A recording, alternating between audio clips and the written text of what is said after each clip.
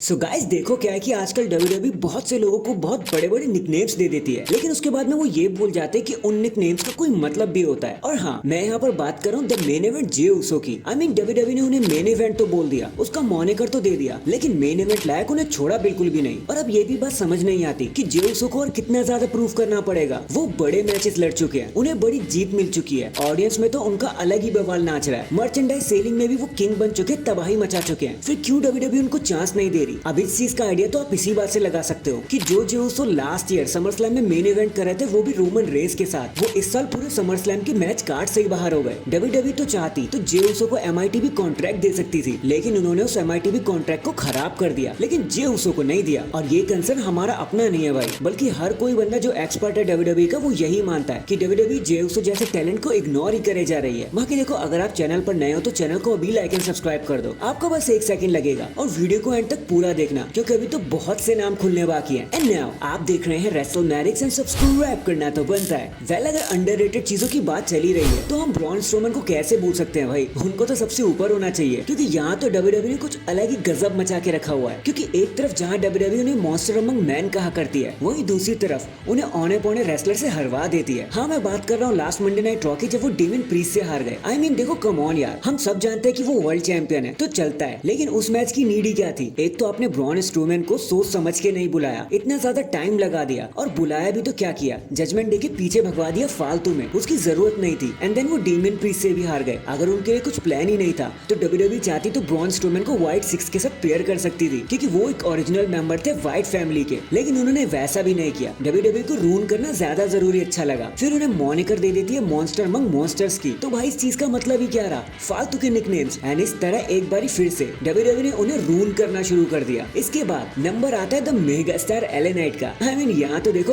अलग ही चीजें चल रही हैं। आपको भी मानना पड़ेगा कि डब्ल्यूडब्ल्यूई प्लेइंग डर्टी। एक तरफ आप उन्हें मेगा स्टार कहते हो, और दूसरी तरफ मेगा स्टार के नाम पर उनको एक टाइटल रेन तक नहीं दिया अभी तक। चलो अभी समर स्लैम की बात तो आगे की है कि जो होगा सो होगा। वो एक बड़ा सवाल है कि वो लोगन पॉल को हरा पाते भी है कि नहीं, वो हम 3 अगस्त के बाद देख लेंगे। बल्कि ये यूनाइटेड स्टेट चैंपियन तो उन्हें कब का बन जाना चाहिए था। ये टाइटल रेन उन्हें तभी मिल जाना चाहिए था जब ये साल शुरू हुआ था। वो न्यू एरा के न्यू चैंपियन बनकर भी सामने आ सकते थे, लेकिन डब्ल्यूडब्ल्यूई ने बड़े ही समझदारी से उन्हें मिड कार्ड थमा दिया, और वो भी अच्छे से नहीं। एक बार फिर से अपनी अकल चलाई डब्ल्यूडब्ल्यूई ने, और मेगा स्टार को एक मेगा होल्ड बैक दे दिया। And this is how WWE works भाई। अब तो बोलने का भी मन नहीं करता। एंड इन दी एंड एक और नाम, और भाई ये नाम तो पक्का इस लिस्ट को टॉप करने वाला है, और वो है बेली का। अब आप कहोगे कि यार मैंने ये क्या बोल दिया, रेसलमैटिक्स से क्या बकवास कर रहा है? बेली तो चैंपियन है ना, इसमें क्या दिक्कत हो गई रेसलमैटिक्स को? तो यार पहले आप ध्यान से सोचो, जितने भी टाइटल डिफेंसेस आपने बेली के देखे, या जितनी बार भी वो एक अच्छा मैच लड़ी, कितने याद है आपको? कितनी बार आपने ऐसा कहा कि भाई बेली का मैच देख के मजा आ गया? और उसका आंसर होगा भाई एक बारी भी नहीं, क्योंकि डब्ल्यूडब्ल्यूई चैंपियन तो बना देती है, लेकिन उसके आगे करती कुछ नहीं है। भाई चैंपियन और एक मीनिंगफुल चैंपियन होने में बहुत बड़ा अंतर होता है। रेसलमेनिया से लेकर अभी तक